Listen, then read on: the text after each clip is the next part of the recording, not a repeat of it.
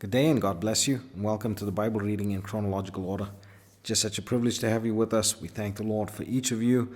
Thank you for joining us and for participating in this venture with us. I pray that the overview and the reading today would be a blessing to you. Today we're moving on to the sequel of the book of Jeremiah, namely the book of Lamentations.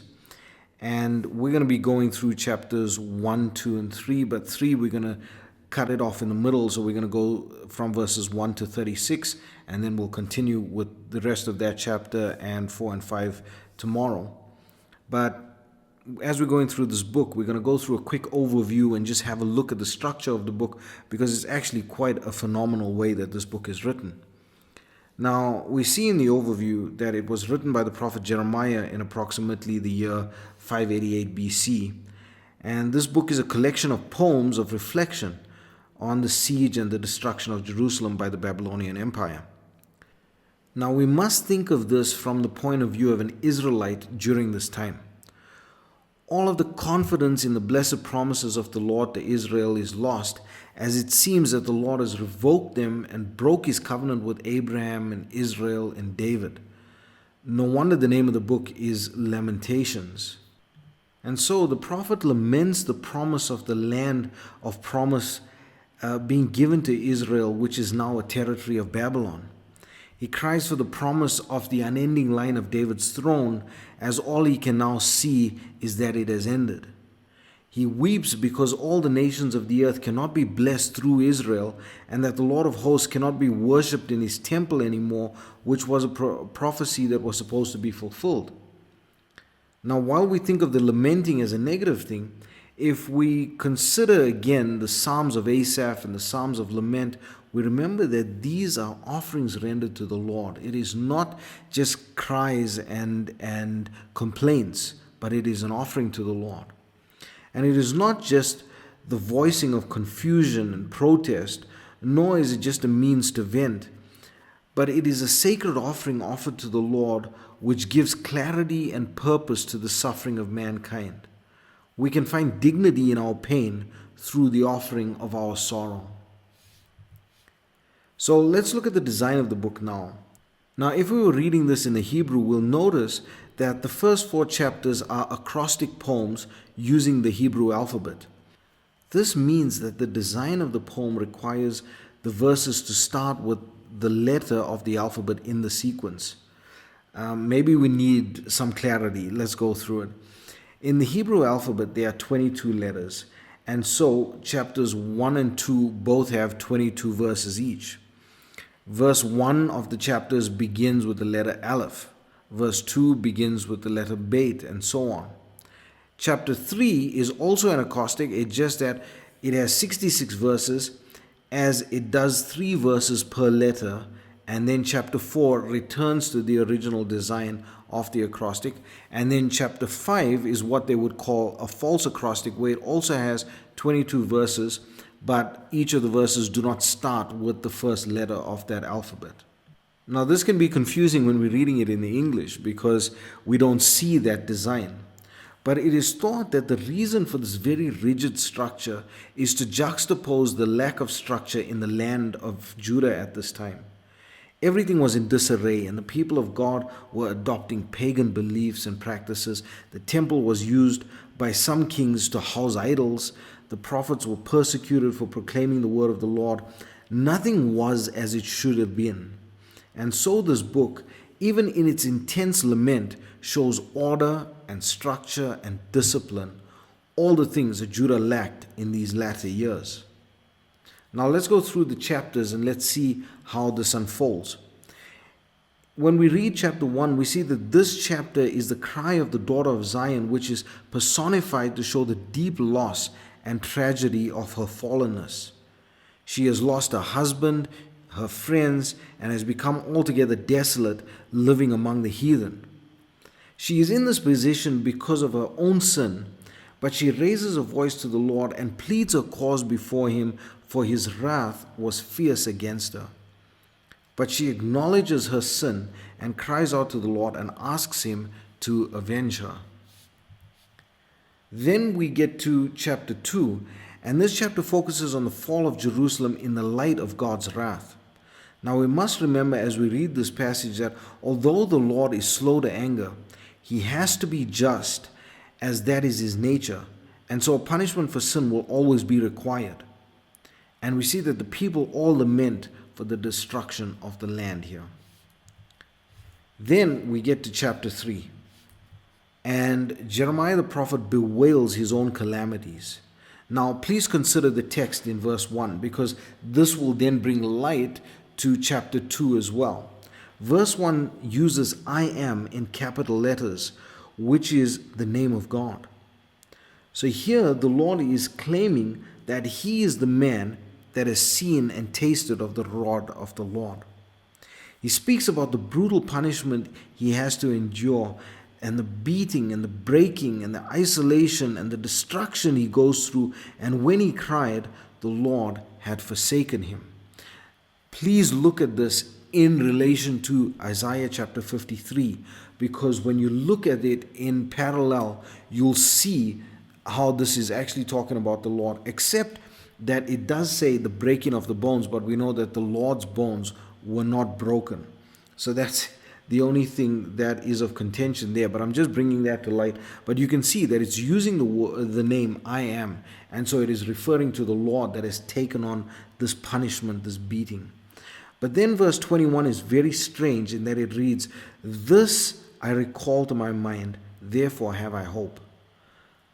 How can you have hope when you're reading about this utter desolation and destruction of the body? It is because the only hope that we have at all is in the sacrifice of our Lord Jesus. And when we think on his payment of sin for us, we can have hope. Verses 22 and 23 read, "It is of the Lord's mercies that we are not consumed, because his compassions fail not. They are new every morning. Great is thy faithfulness." We see how Jeremiah magnifies the Lord in humility and tells of the compassion and mercy of the Lord towards those he loves and chastens. And that is a beautiful thing. That is so wonderful that the Lord has taken upon himself the punishment of sin. The payment of sin had to be paid, but it is the Lord that paid it. And he has done this compassionately, mercifully to usward. This is where we're going to leave it for today. I pray that the Lord will bless you and keep you. May his face shine upon you. May he give you peace. God bless you as you enjoy the reading of the word today. The Lamentations of Jeremiah, chapter 1. How doth the city sit solitary that was full of people? How is she become as a widow? She that was great among the nations, and princess among the provinces, how is she become tributary? She weepeth sore in the night, and her tears are on her cheeks. Among all her lovers she hath none to comfort her. All her friends have dealt treacherously with her. They are become her enemies. Judah is gone into captivity because of affliction, and because of great servitude. She dwelleth among the heathen. She findeth no rest. All her persecutors overtook her between the straits. The ways of Zion do mourn, because none come to the solemn feasts. All her gates are desolate. Her priests sigh, her virgins are afflicted, and she is in bitterness. Her adversaries are the chief, her enemies prosper. For the Lord hath afflicted her for the multitude of her transgressions. Her children are gone into captivity before the enemy. And from the daughter of Zion all her beauty is departed. Her princes are become like harts that find no pasture, and they are gone without strength before the pursuer. Jerusalem remembered in the days of her affliction and of her miseries all her pleasant things that she had in the days of old, when her people fell into the hand of the enemy, and none did help her.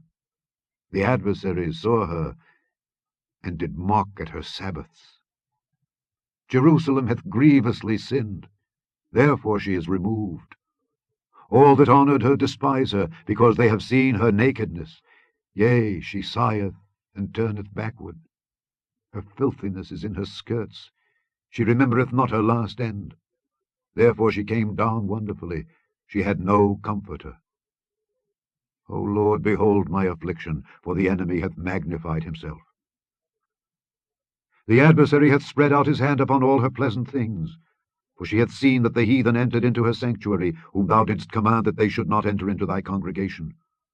All her people sigh, they seek bread. They have given their pleasant things for meat to relieve the soul. See, O Lord, and consider, for I am become vile. Is it nothing to you, all ye that pass by? Behold, and see if there be any sorrow like unto my sorrow, which is done unto me, wherewith the Lord hath afflicted me in the day of his fierce anger. From above hath he sent fire into my bones, and it prevaileth against them. He hath spread a net for my feet. He hath turned me back. He hath made me desolate and faint all the day. The yoke of my transgressions is bound by his hand. They are wreathed and come up upon my neck. He hath made my strength to fall. The Lord hath delivered me into their hands, from whom I am not able to rise up. The Lord hath trodden under foot all my mighty men in the midst of me. He hath called an assembly against me to crush my young men. The Lord hath trodden the virgin, the daughter of Judah, as in a winepress. For these things I weep. Mine eye runneth down with water, because the comforter that should relieve my soul is far from me. My children are desolate, because the enemy prevailed. Zion spreadeth forth her hands, and there is none to comfort her. The Lord hath commanded concerning Jacob that his adversaries should be round about him. Jerusalem is as a menstruous woman among them. The Lord is righteous, for I have rebelled against his commandment. Hear, I pray you, all people, and behold my sorrow. My virgins and my young men are gone into captivity. I called for my lovers, but they deceived me. My priests and mine elders gave up the ghost in the city, while they sought their meat to relieve their souls. Behold, O Lord, for I am in distress. My bowels are troubled, mine heart is turned within me, for I have grievously rebelled. Abroad the sword bereaveth, at home there is as death. They have heard that I sigh, there is none to comfort me. All mine enemies have heard of my trouble, they are glad that thou hast done it. Thou wilt bring the day that thou hast called, and they shall be like unto me. Let all their wickedness come before thee, and do unto them as thou hast done unto me for all my transgressions. For my sighs are many, and my heart is faint. Chapter 2. How hath the Lord covered the daughter of Zion with a cloud in his anger, and cast down from heaven unto the earth the beauty of Israel, and remembered not his footstool in the day of his anger. The Lord hath swallowed up all the habitations of Jacob, and hath not pitied. He hath thrown down in his wrath the strongholds of the daughter of Judah. He hath brought them down to the ground. He hath polluted the kingdom and the princes thereof. He hath cut off in his fierce anger all the horn of Israel. He hath drawn back his right hand from before the enemy, and he burned against Jacob like a flaming fire, which devoureth round about. He hath bent his bow like an enemy. He stood with his right hand as an adversary, and slew all that were pleasant to the eye in the tabernacle of the daughter of Zion. He poured out his fury like fire. The Lord was as an enemy. He hath swallowed up Israel. He hath swallowed up all her palaces. He hath destroyed his strongholds, and hath increased in the daughter of Judah mourning and lamentation. And he hath violently taken away his tabernacle, as if it were of a garden. He hath destroyed his places of the assembly. The Lord hath caused the solemn feasts and Sabbaths to be forgotten in Zion, and hath despised in the indignation of his anger the king and the priest. The Lord hath cast off his altar. He hath abhorred his sanctuary. He hath given up into the hand of the enemy the walls of her palaces. They have made a noise in the house of the Lord, as in the day of a solemn feast. The Lord hath purposed to destroy the wall of the daughter of Zion. He hath stretched out a line. He hath not withdrawn his hand from destroying. Therefore he made the rampart and the wall to lament. They languish together. Her gates are sunk into the ground. He hath destroyed and broken her bars.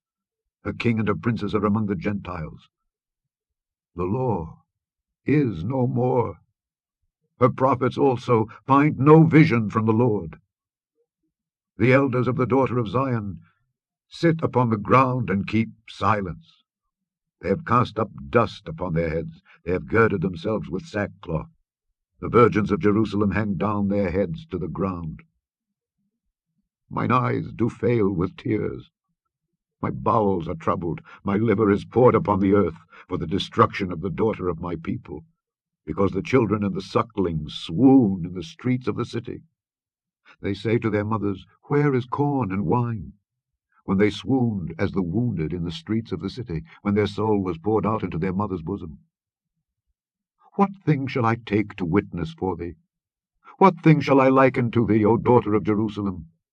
What shall I equal to thee, that I may comfort thee, O virgin daughter of Zion? For thy breach is great like the sea. Who can heal thee? Thy prophets have seen vain and foolish things for thee, and they have not discovered thine iniquity, to turn away thy captivity, but have seen for thee false burdens and causes of banishment.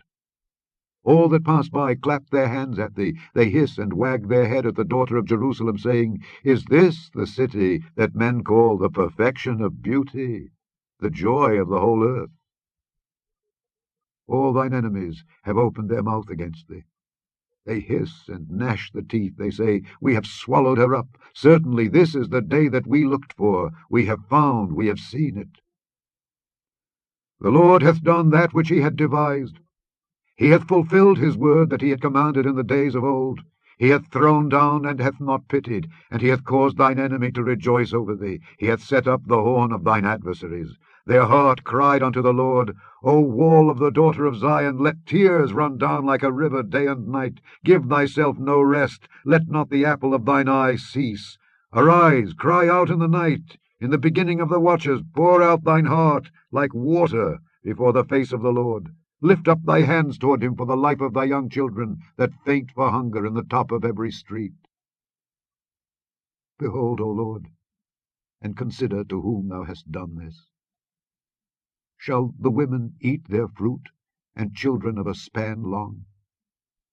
Shall the priest and the prophet be slain in the sanctuary of the Lord? The young and the old lie on the ground in the streets. My virgins and my young men are fallen by the sword. Thou hast slain them in the day of thine anger. Thou hast killed and not pitied.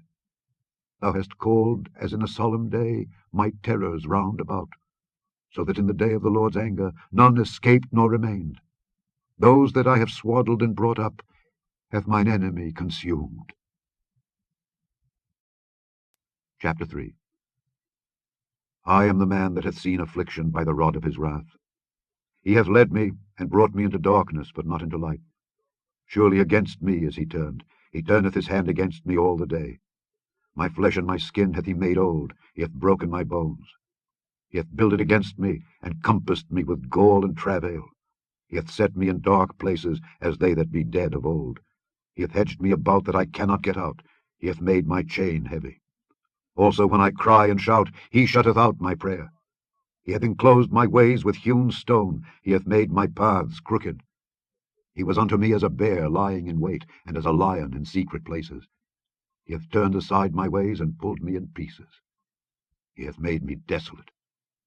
He hath bent his bow, and set me as a mark for the arrow. He hath caused the arrows of his quiver to enter into my reins.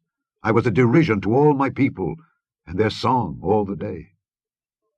He hath filled me with bitterness. He hath made me drunken with wormwood. He hath also broken my teeth with gravel stones. He hath covered me with ashes.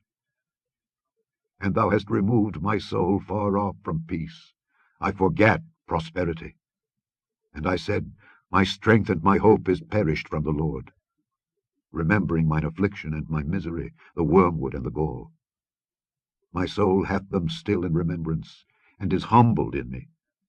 This I recall to my mind. Therefore have I hope. It is of the Lord's mercies that we are not consumed, because his compassions fail not. They are new every morning. Great is thy faithfulness. The Lord is my portion, saith my soul. Therefore will I hope in him. The Lord is good unto them that wait for him, to the soul that seeketh him. It is good that a man should both hope and quietly wait for the salvation of the Lord. It is good for a man that he bear the yoke in his youth. He sitteth alone and keepeth silence, because he hath borne it upon him. He putteth his mouth in the dust, if so be there may be hope. He giveth his cheek to him that smiteth him. He is filled full with reproach. For the Lord will not cast off forever. But though he cause grief, yet will he have compassion according to the multitude of his mercies. For he doth not afflict willingly, nor grieve the children of men. To crush under his feet all the prisoners of the earth, to turn aside the right of a man before the face of the Most High, to subvert a man in his cause, the Lord approveth not.